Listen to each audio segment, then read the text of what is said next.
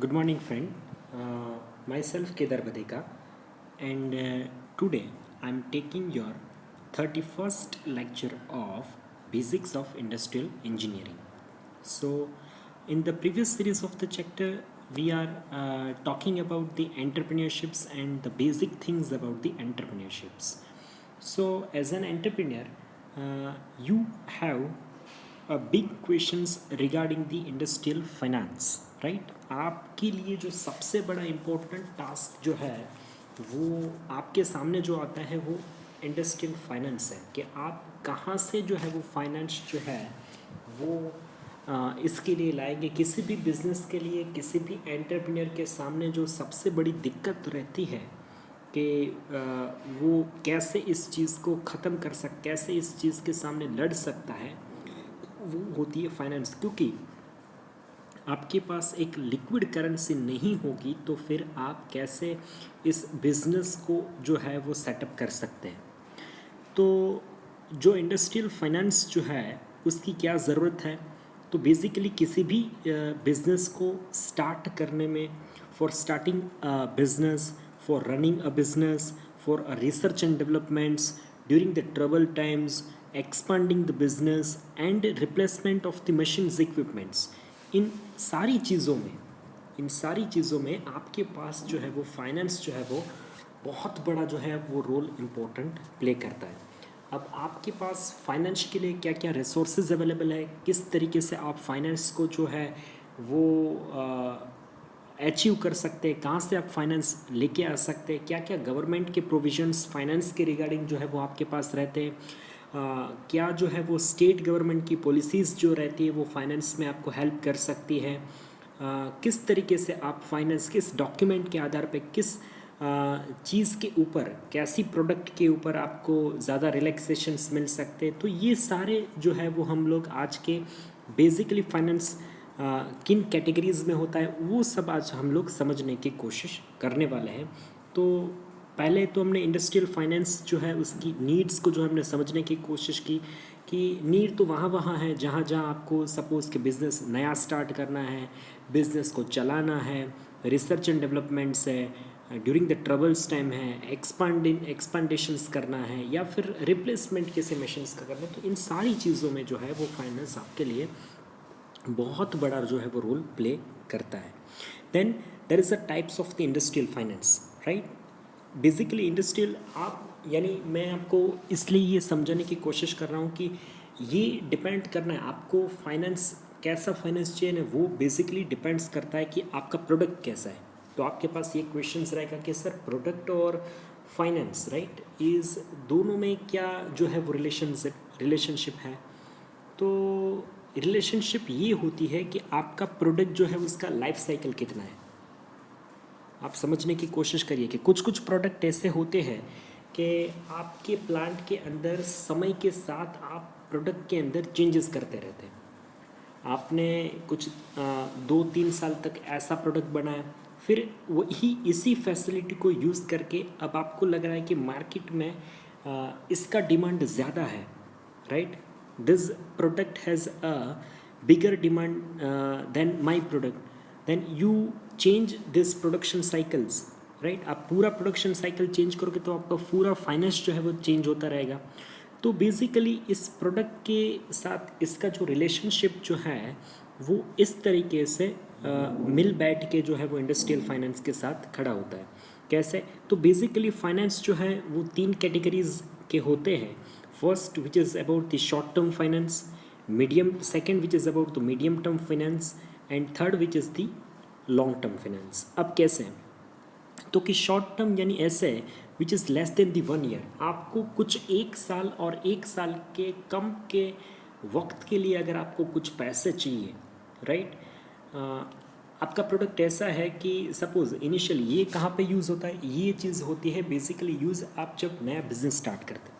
तो नया business start करने वाले के लिए क्या होता है कि उनको एक ऐसा लोन चाहिए शॉर्ट टर्म के लिए कि सपोज़ मुझे 5 लाख रुपए का जो है वो शॉर्ट टर्म के लिए 1 साल के लिए मुझे चाहिए। उस 5 लाख में से मैं क्या करूँगा, तो कि मैं ऐसे चीज़ करूँगा कि जैसे मुझे इक्विपमेंट्स चाहिए, वो सारी जो बेसिक मुझे रिक्वायरमेंट्स है वो सारे मैं 5 लाख के अंदर ख़रीद के रख दूँगा, और मैं अपना प्रोडक्शन स्टार्ट कर दूंगा। अब जैसे ही प्रोडक्शन स्टार्ट होने लगा तो पहले से मैंने मार्केट में अपने प्रोडक्ट के लिए जो है वो मार्केट ढूंढ के रखा था। मैं जैसे मार्केट के अंदर जो है वो जैसे मैंने प्रोडक्ट अपना जो है वो रिलीज़ कर दिया तो फिर वहाँ से मेरा जो है वो एक मॉनेटरी टर्म्स जो है वो जनरेट होना स्टार्ट हो जाएगी। यानी मार्केट से आप जो अपना प्रोडक्ट मार्केट के अंदर रखते हैं तो मार्केट से आप पैसा लेते हैं, पैसा उठाते हैं, राइट। तो उस आपका एक rotations of the flow of start हो गया।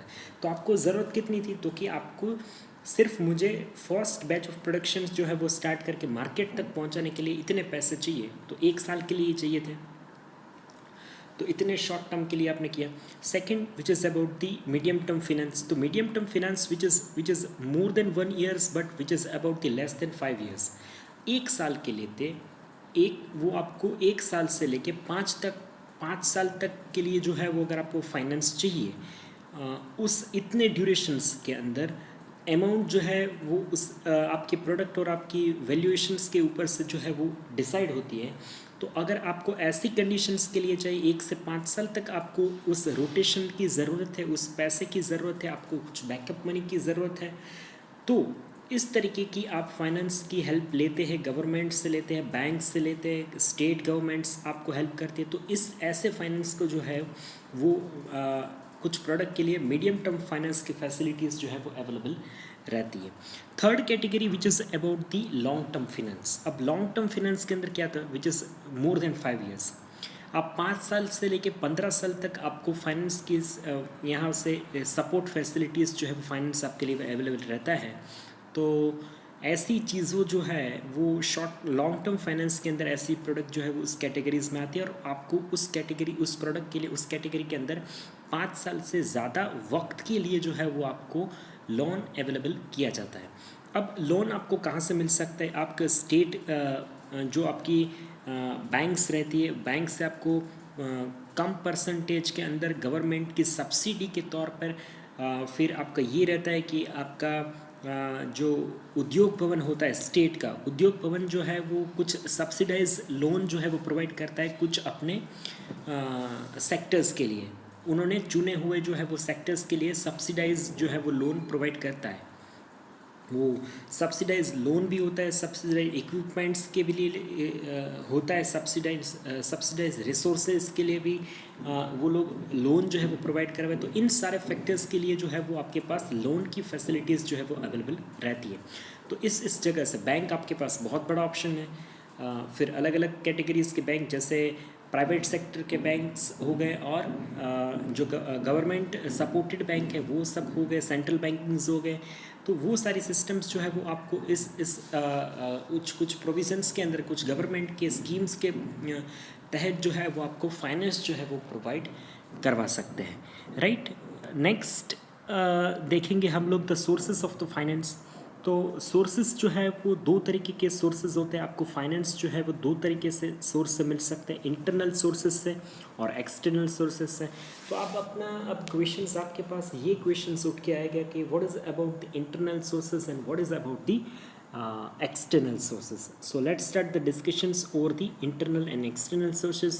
So internal sources, that means a sources that is a self-finance, equity shares, debenture holders, bonds, pre-shares, then the public deposits, loan from the banks। ये सारे से आप अगर पैसा उठाते हो, right, this are the some kind of the internal sources of the finance. आपको self किसी से फाइनेंस मिलता है, इक्विटी और शेयर के थ्रू आपने एक ऑर्गेनाइजेशन स्टार्ट किया। आपने क्या किया कि आपके पब्लिक को आपको पार्टनर बनाने के लिए आपने इक्विटी के थ्रू जो है वो आपने शेयर जो है वो पब्लिक के साथ जो है वो शेयर कर दिए, राइट। तो पब्लिक उसमें पार्टनर बन गई, 50% आपके पास से 50% पब्लिक के पास रहेंगे और पब्लिक से आप जो है वो शेयर, इस इक्विटी शेयर के थ्रू आप पैसा जो है वो जनरेट करते हैं। वो पैसा जो है वो आप बिजनेस में लगाते हैं। फिर इसी तरीके से debentures, bonds, pref shares and the public deposits and loan from the banks जो है वो एक internal sources of the finance है। तो ये सारे सोर्सेस जो है वो आई थिंक आपके लिए मुझे लगता है वहाँ तक जो है वो ऐसा नाम नहीं है कोई कि आपने कुछ नाम नहीं सुने हैं, पर ज़्यादातर ऑर्गेनाइजेशंस जो हैं, ज़्यादातर इंडस्ट्रियलिस्ट है, ज़्यादातर एंटरप्रेन्योरशिप्स जो है, एंटरप्रेन्योर्स हैं, वो ज़्यादातर जो है वो इन इन कंडीशंस में आपने ये दो चीज़ बहुत ज़्यादा देखी होगी कि आपके आपके पास अगर कोई कंपनी लिस्टेड है मार्केट के अंदर, राइट, स्टॉक एक्सचेंज मार्केट के अंदर आपकी कोई कंपनी लिस्टेड है, तो वो इक्विटी के थ्रू जो है वो शेयर के थ्रू शेयर में आप अपने जो इक्विटी शेयर्स है वो पब्लिक के साथ शेयर करके कुछ पैसा जो है वो मार्केट से अपने बिजनेसेस के लिए, अपने एक्सपांशंस के लिए जो है वो उठा सकते हैं। या फिर दूसरा जो सबसे वायबल ऑप्शंस हैं जो ज़्यादातर एंटरप्रेन्योर जो है वो यूज़ करते हैं, वो ऑप्शंस हैं the loan from the banks. आप बैंक्स के थ्रू जो है वो लोन लेते हैं, उस लोन के पैसों से आप अपना बिजनेस जो है वो स्टार्ट करते हैं। तो ये दोनों जो है वो बहुत ज़्यादा वायबल ऑप्शंस है। इस ऑप्शंस के थ्रू ज़्यादातर एंटरप्रेन्योर्स जो है उस चीज़ का यूज़ करते हुए अपना बिजनेस जो है वो डेवलप करके स्टार्ट करके फाइनेंस जो है वो अचीव करते हैं। So now next which is about the external sources of the finance. The external sources of the finance which is having the three categories of the finance, which is about the foreign direct investment, institutional investments and the non-residential investment.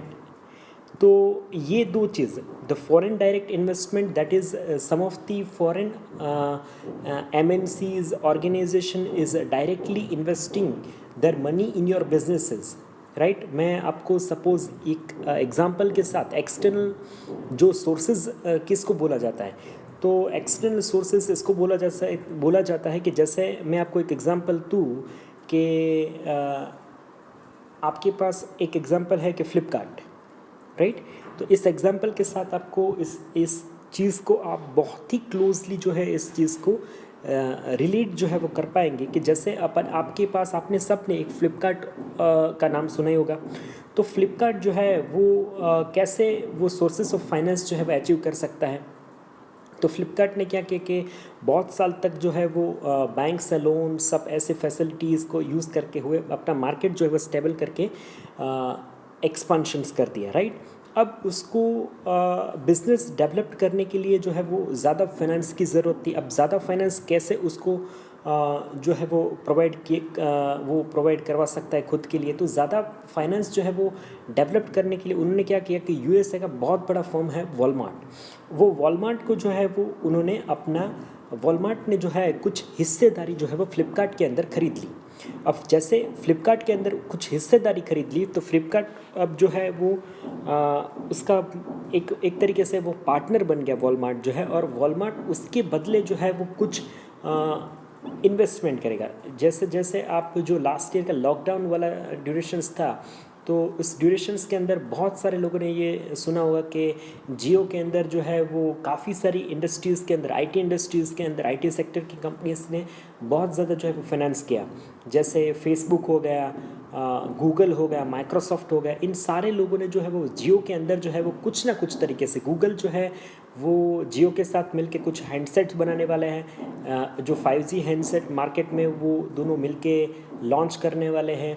फिर Facebook ने कुछ अलग term and conditions के ऊपर I think 40,000 crore का जो है वो इन्वेस्टमेंट जियो के अंदर जो किया है।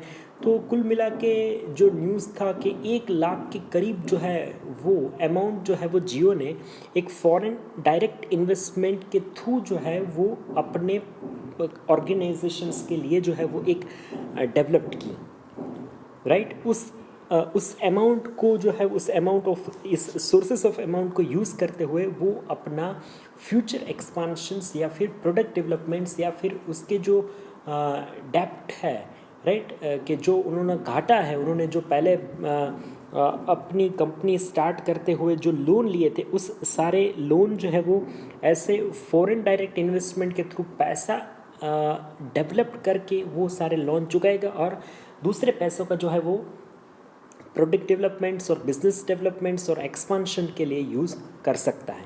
तो ऐसी ही एक चीज़ है, आपने सब लोगों ने सुनी होगी कि कुछ कंपनियां होती है वो आईपीओ के थ्रू जो है वो पैसा जो है वो डेवलप करते हैं, वो पैसा जो है वो क्रिएट करते हैं। वही एक एग्जांपल है which is one kind of the external sources of the finance. Company कुछ एक्सपांशंस के लिए, कुछ फैसिलिटी डेवलप करने के लिए, या फिर अपना घाटा जो है वो कम करने के लिए ऐसे मार्केट से जो है वो अपनी कुछ हिस्सेदारी शेयर करके जो है वो अपना एक्सटर्नल सोर्सेज से फाइनेंस जो है वो डेवलप कर सकते हैं। उसी तरीके से एक दूसरा जो पहलू है which is the institutional investment. एक इंस्टीट्यूशन इन्वेस्टमेंट भी के तौर पे भी आप जो है वो फाइनेंस जो है वो अचीव कर सकते हैं। और दूसरा जो एक कैटेगरीज है which is the non residential investment which is the NRIs, right. कुछ एनआरआईज लोग हैं जिनके पास दूसरे कंट्रीज़ की सिटीजनशिप है, वो इंडिया में कुछ बिजनेसेस के अंदर, कुछ सेक्टर्स के अंदर, जैसे सबसे बड़ा सेक्टर अभी जो ट्रेंडिंग कर रहा है वो इंफ्रास्ट्रक्चर्स है।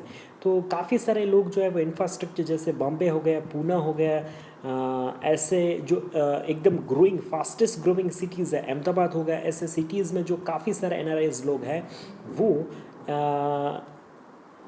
कुछ मॉनेटरी टर्म्स के अंदर एक इन्वेस्टमेंट करते हैं। जैसे मैंने एक जो है वो फ्लैट जो है वो परचेस कर लिया, तो मुझे पता ही है कि एक तरीके से ये कुछ 5 या 6 साल के अंदर इसका पैसा जो है वो डबल होने वाला है, right. It is one kind of the non residential investment. जो वो लोग जो यहाँ के नहीं हैं, जिनका रेसिडेंस इंडियन सिटीजनशिप्स नहीं है, वो लोग जो है वो इस बिज़नेस के अंदर आके कुछ डेवलपमेंट करके फिर अपना पैसा जो है वो यहाँ पे सही ऑप्शन चूज़ करके वहाँ पे अपना पैसा लगाते हैं। तो काफ़ी सारा फाइनेंस इस तरीके से भी कंपनियां जो है वो ऐसा फाइनेंस जो है वो अपने लिए जो है वो डेवलप कर सकती है। ये सारे हो गए जो सोर्सेज है, ये सारे सोर्सेज जो है वो external sources of the finance है, जिससे कंपनियां जो है फाइनेंस जो है वो क्रिएट कर सकती हैं।